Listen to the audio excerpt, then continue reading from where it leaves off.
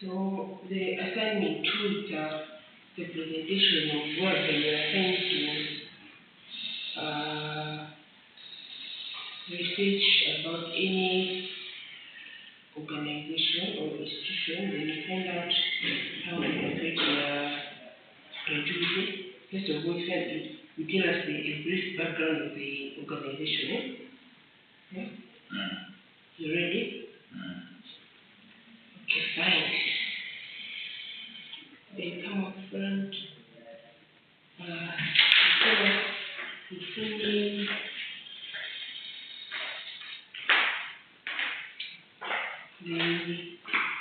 You're going to begin your introduction, your body, your knowledge content. You're also going to be grading your conclusion and grade.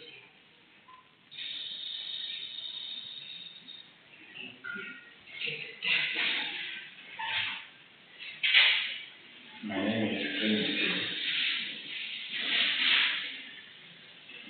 Assignment number 2, we are assigned to research on the following. First thing, we set out to research, identify an institution of your choice, give us a brief background on the institution. Second thing, find out how they compute their employee gratuity and bonuses. Then one, who is eligible to gratuity or bonus requirement to the labor laws. When I research on that, first time I chose this school, I found out that I get two different information. So I chose lab process as limited.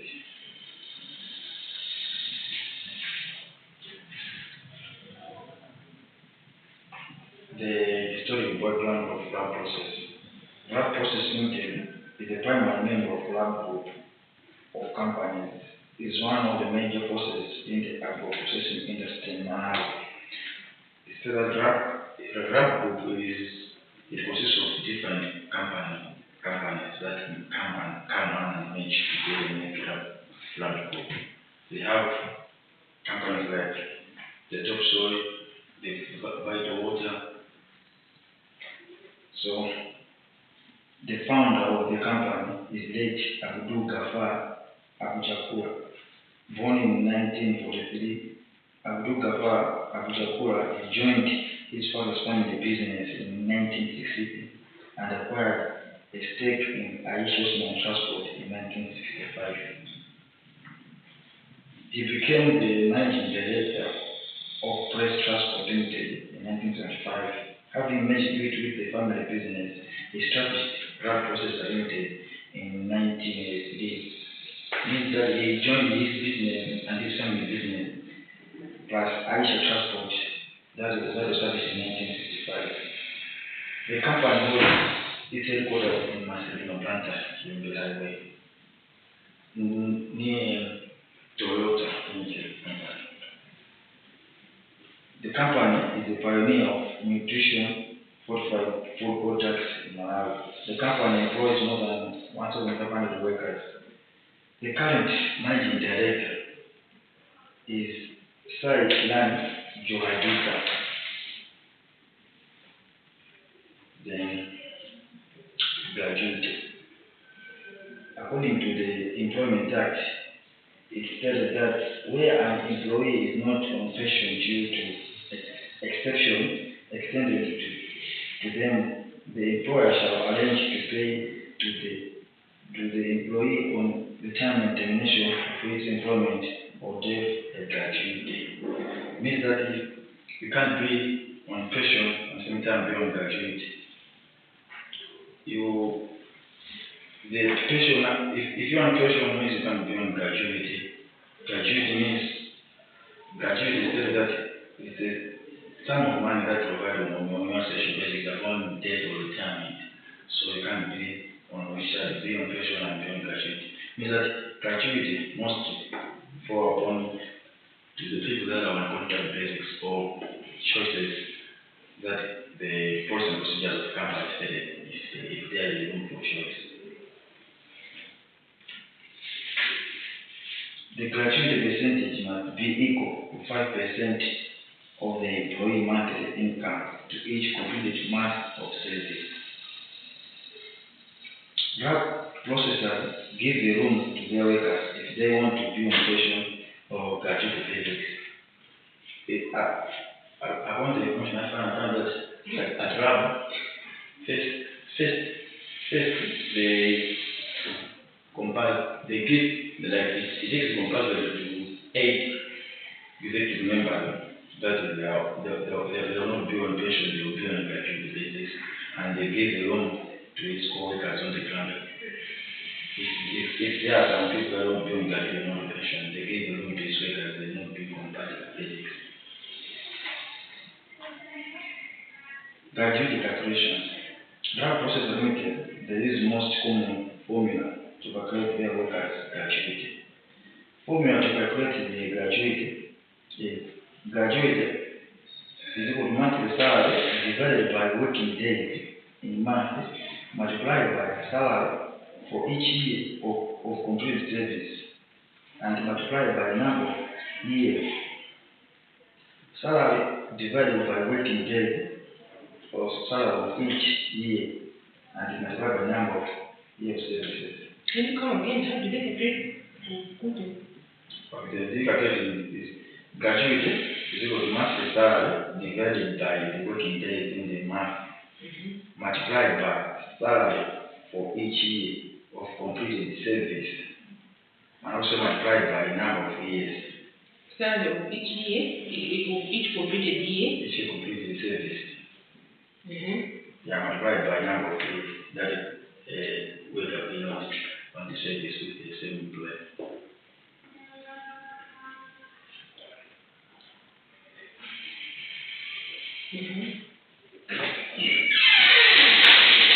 So,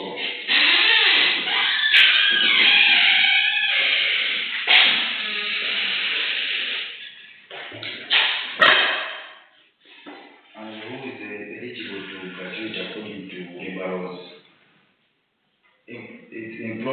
Employee who have completed a minimum continuous period of 3 months in any given year of continuous service with the same employer. And the termination or resignation of an employee's employment, it does not apply to employees who are still in the service. It means that the employer who have completed the minimum continuous period of 3 months in any given year of continuous service with the same employer. Gratuity most probably is a contract service. So if they offer a contract and they have renewed your service, if you are in 3 months service, you are in the position that you can get your gratuity, and if you are still working with the same employer. And the employee also the employee is affected by disability on account of sickness or accident. The different conclusion they are found that gratuity payment provide financial security, recognition, and tax benefits to each employee. In this research, I found that process gives the room of freedom to each employee to choose whether to be on pension or gratuity pay. Drug process align with the labor laws when it comes to the ways of compliance with its workers. Drug process works hand in hand with government and non-government organizations to help citizens of the country. The references Employment Act 2010, drug processor website. So you use their website? Yes. They have all the details? Yeah, they have all the details. How many details printed, eh? Okay. Maybe after the classes, you go to one by your links to give it to me and to go.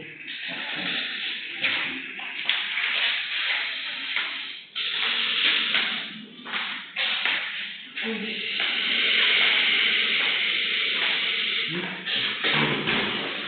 send you a full presentation. Super.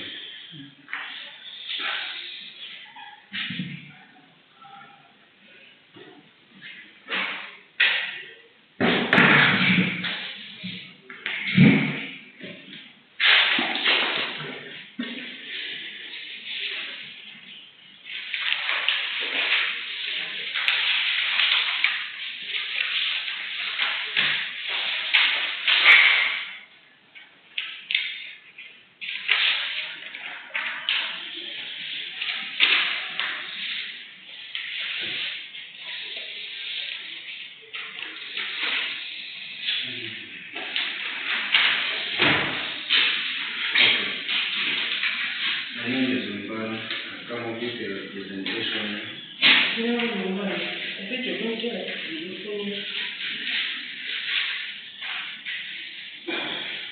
my name is Mbana Chowing. I'm here to do my presentation on the company of my choice. So I have come up with a presentation on the company non-profit that it provides to the country at large. The company is known as the Electricity Supply Corporation of Malawi, which draws the presentation with this body as ESCOM. In this talk, the focus will be on the brief background of the formation of the company. This will be followed with how they compute their employee gratuity and bonuses, and then lastly, we see the people who are eligible to these gratuity and bonuses in the context of ESCOM as the model.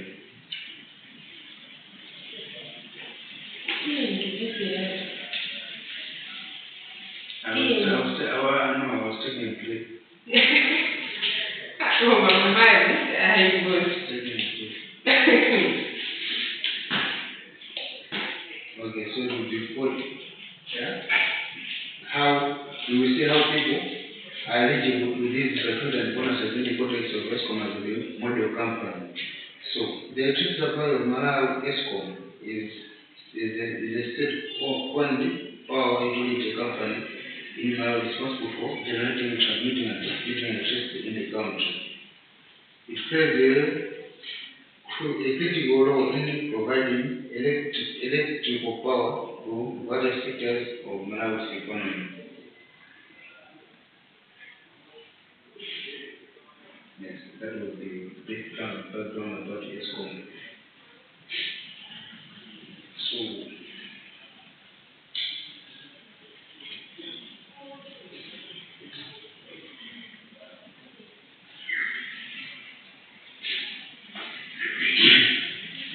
in terms of their bonus, bonus is a type of supplementary pay. This is the extra money that employer gives to employee in addition to their regular salary or wages. So according to staff writer, this extra money that given is based on whether performance or company's profit or other criteria, and it is a way to reward and motivate the employees. So the people who people who gain bonuses, which is just like an extra pay out of their salaries. After every month, ESCOM pays its employees monthly salaries. But with these bonuses, it only takes according to the performance of that employee who will get the bonus for that month, maybe for that period. It might be after 6 months or annually, like after the profits which have been discovered in a year. And if they have discovered even big profits, it means the employer is eligible to be shared those bonuses. And some of the employees are being given bonuses because of their performance. So the performance will depend on month, week, or maybe just on a special tax, which ESCOM is taking.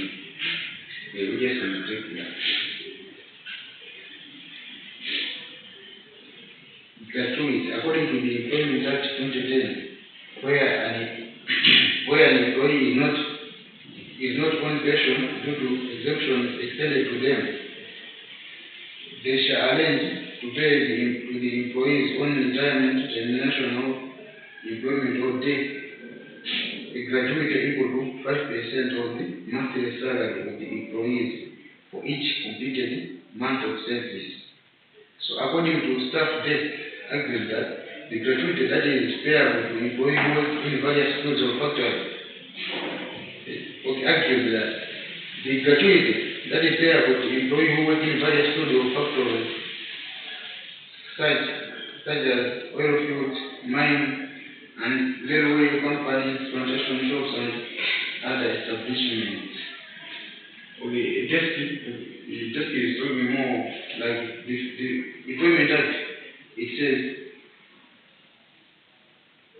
where an employee is on pension, where an employee is not on pension due to exemption extended to them.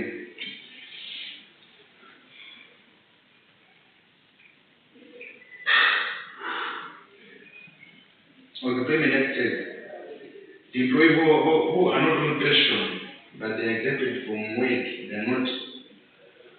they are not given the gratuity. But for the ones that are still working,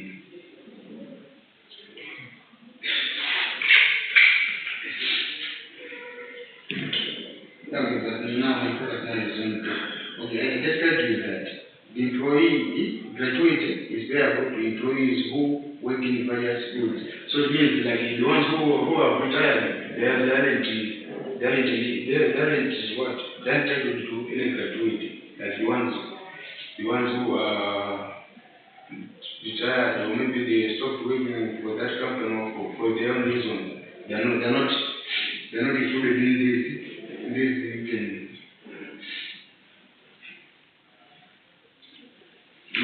gratuity.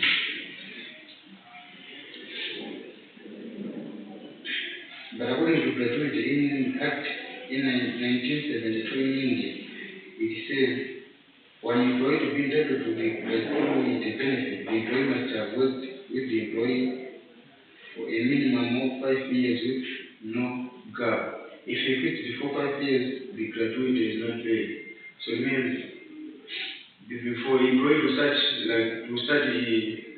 start getting the gratuity, they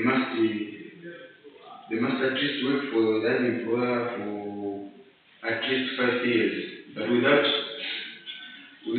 reaching that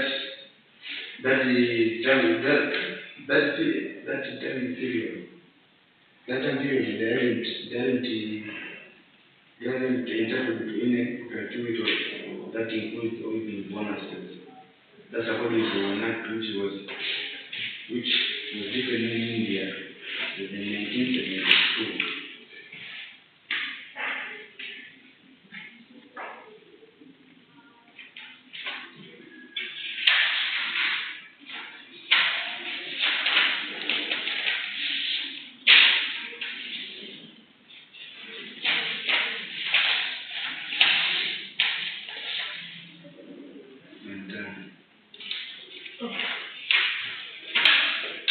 Any question?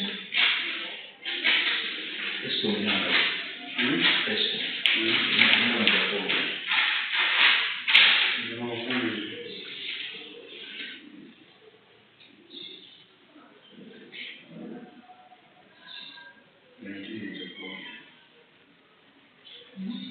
Are you sure? Where did you get that information? Where did you get that information? Why? Where did you get that information? Internet.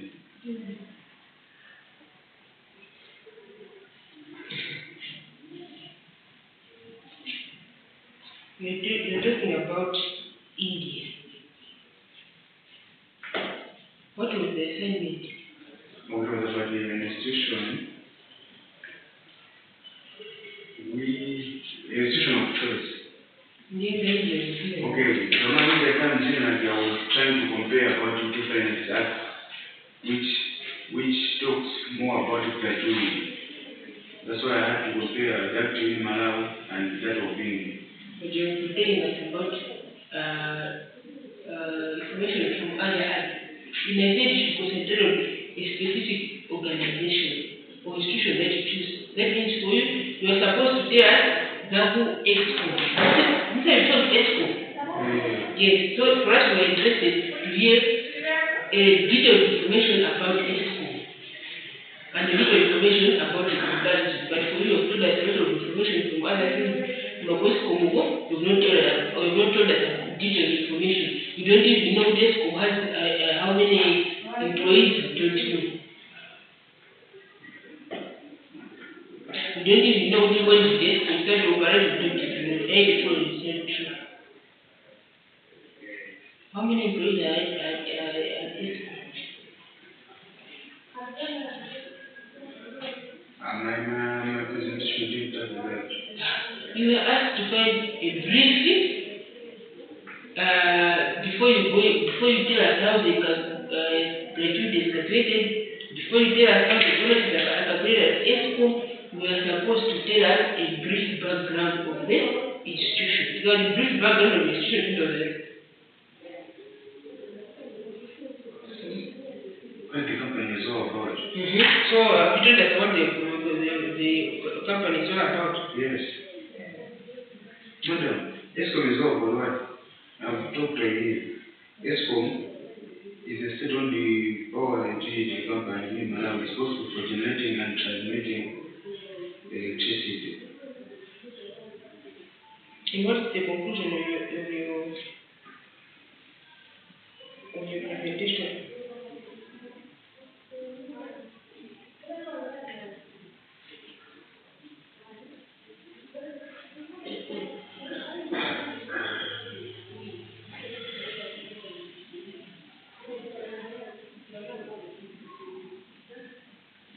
In conclusion, under the Employment Act, if an employee is exempted from receiving a pension requirement,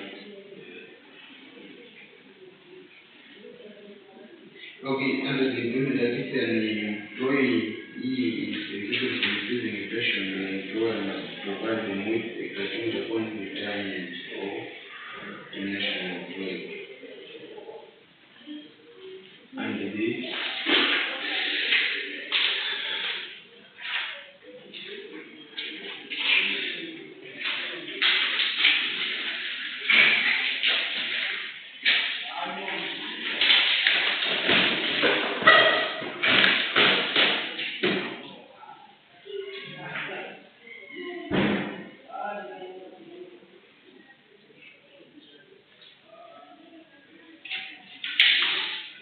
Why did you stop the previous class?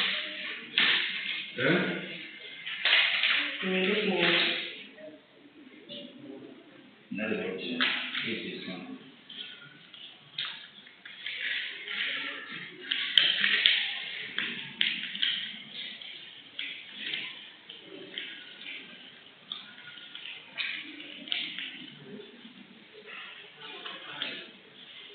I'll need those documents printed. one of them, I'll need your presentation printed.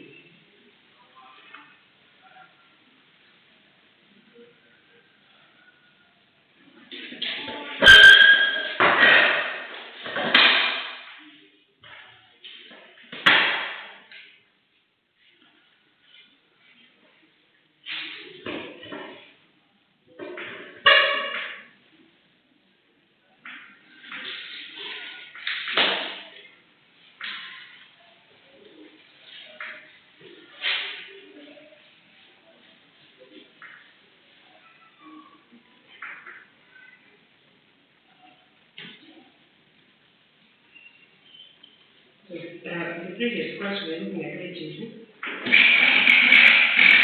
The air didn't let us any 5.8 company. good morning. The Employment Act, the Labor Act, this morning.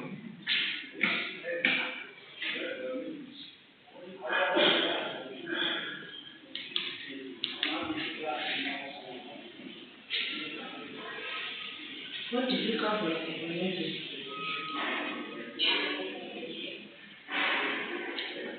I remember who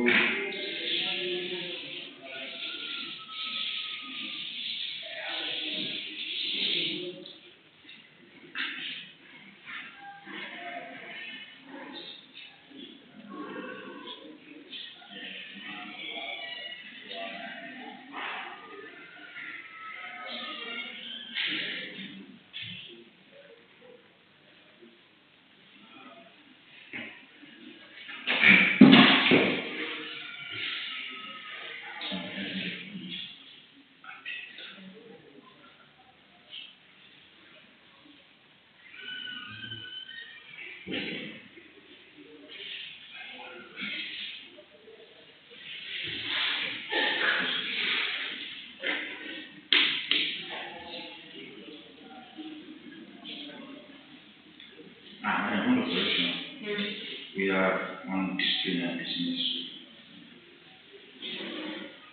We finished reading, eh? Yeah, we are on disciplinary dismissal.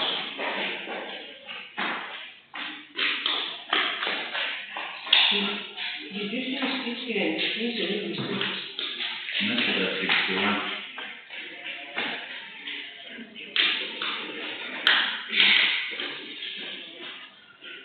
Okay.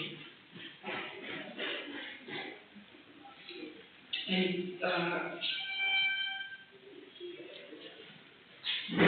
6, an employee is the third year. I think we talked about, just about the 3 actions for this year. Yeah. What did you say are the 3 actions?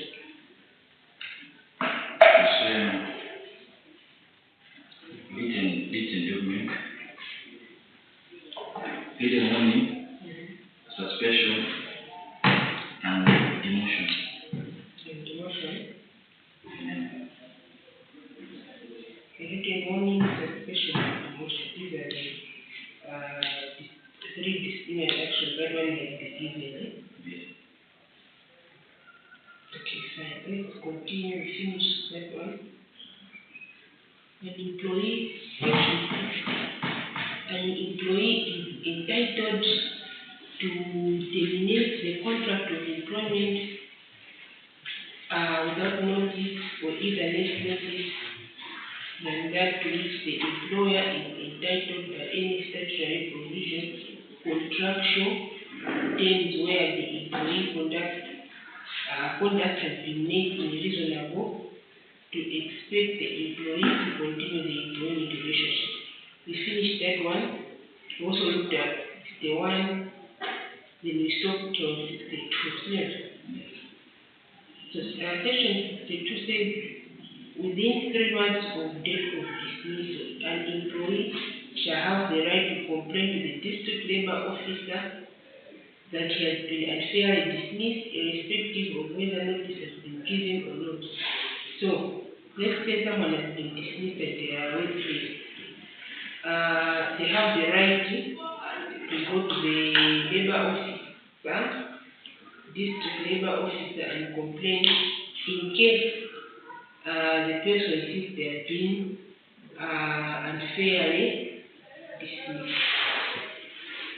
So if you think you've been unfairly dismissed at your workplace, you have that right to go to the district labor office to go and complain, but make sure it should be in a period of 3 months. If the 3 months has elapsed, you have not gone to the district labor office, you go the 4th month, that one is not valid because it should be, the act says should be in a period of 3 months. So where the district labor officer fails to settle the matter within 1 month, the matter may be referred to the court in accordance with section 64, subsection 2 or section 64, subsection 3. So let's say you've taken your issue to the district labor officer, and the district labor officer has also failed to settle your issue. They are supposed to refer that issue to the court. That's the procedure. So first of all, if you have your issues at the workplace, you handle those issues internally. If internally those issues have not been handled, you're not satisfied the way the institution has handled that case, you may take it to the district labor officer within a period of 3 months. And if the district labor officer has failed to resolve your issue, that issue is likely to be taken to court. So that's the procedure. Now, if the court finds that an employee's complaint of unfair dismissal is well founded, it shall award the employee 1 or more of the following remedies. So let's say the issue has been handled, the issue has been failed to be handled internally, it has been taken to the district labor officer, the district labor officer has also failed, it has been taken to court, and the court has found the employee complaint of unfair dismissal is well founded. If the court has found yes, it was unfair treatment, it was unfair dismissal, the court may come up with the following remedies. 1. An order of reinstatement whereby the employee to be treated in all respect as if he has not been dismissed. That's one option. If the employee is found not to be guilty, if the court says yes, the employee was unfairly dismissed, one of the remedies the court may come up with is to reinstate the employee. Reinstate the employee as if nothing ever happened. Or an order of re-engagement whereby the employee is to be engaged in work comparable to that in which she was engaged prior to his dismissal, or other reasonable suitable work from such date and on such terms of employment as may be specified in the order of agreement by the parties. So that's another remedy, an order of re-engagement. And the third one, another remedy would be an award of compensation as specified in subsection 4. So the court gives those three remedies. It's up to the employee to choose which one they think is much appropriate for them. Do they want to be compensated and no longer work for the company, or do they want to be reinstated, or do they want to be re-engaged? So those are the remedies that the court comes up. It's up to the employee to choose which one is best for them. So the court shall, in deciding which remedy to award, first consider the possibility of making an award of reinstatement or re-engagement. So when as I said, the court has those three remedies. Now it's up to the court to decide which one best suits the employee. So first of all, they consider the remedy to reward first consider making a reinstatement. The first possible decision, if you are found to be fairly dismissed, is to the reinstatement. They may first of all consider it to be reinstated or engaged. That's the second one, taking into account in particular the wishes of the employee as well. So it's not only them making about the final decision, but also they also consider the wishes of the employee and the circumstances in which the dismissal took place, including the extent of which the dismissal took place. So if any to which the employee caused or contributed to the dismissal. So the first remedy which the court considers is the reinstatement. There are different ways they use the re-engagement. But overall, they apply these remedies thorough compensation with the employee. Now, where the court finds that the employee caused or contributed to the dismissal to any extent, it may include a disciplinary penalty as a term of the order for reinstatement or re-engagement. So, where the court finds that the employee caused or contributed to the dismissal. So, we will look at the remedies whereby, yes, the employee was given a fair dismissal. The court takes up the three remedies. But what about if the employee himself caused or contributed to the dismissal? What happened? So, it may include a disciplinary penalty. The employee is given a disciplinary penalty. Why? Because he or she also caused or contributed to the dismissal. It could be maybe the person did not follow the code of conduct of their workplace. So it's very important before you take that issue further to the district labor office, you should be very clear which indeed is an unfair dismissal. So where the court finds that the employee an award of compensation shall be such amount as the court considers just and equitable in the circumstances having regard to the loss sustained by the employee in consequence of the dismissal, insofar as the loss attributed to action taken by the employer and the extent, if any, to to which the employee caused or contributed to the dismissal. So if they say they are considering the employer to compensate you, what are some of the conditions that they refer to? So they're saying an award of compensation shall be that amount as the court considers just. So it's up to the court to determine what amount is appropriate for you to be compensated. Let's say they want you to be compensated. They have considered all possible factors and they don't see any reason for you to be reinstated.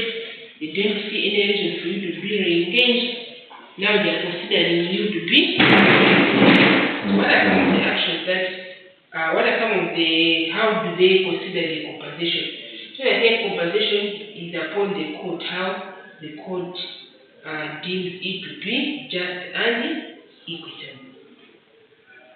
Any questions? The court here is in isolation, It should be. The one which has with my case and shit. So the amount to be awarded under subsection 4 shall not be less than, let's say, according to how the case has been handled in court, they're saying you are not going to be awarded an engagement, you're not going to be awarded a reinstatement, but for you need to be compensated. So how is the amount, or how do they come up with the amount? According to the Employment Act, it says the amount to be awarded under the amount to be awarded under subsection 4 shall not be or shall be less than A, 1 week pay for each year of service for an employee who has served for not more than 5 years. So 1 week pay for each year of service. So if you have served, that means this one is applicable for someone who has served for not more than 5 years. If you have served for that company for less than 5 years, that means your amount of compensation is 1 week pay for each year of the service of for an employee. 2 weeks pay for each year of service for an employee who has served more than 5 years but not less than 10 years. So if you are below 10 years, the amount for you to be compensated is 2 weeks pay for each year. So that means they are going to pay for each year. The 500 pay for each year. Let's say 10,000.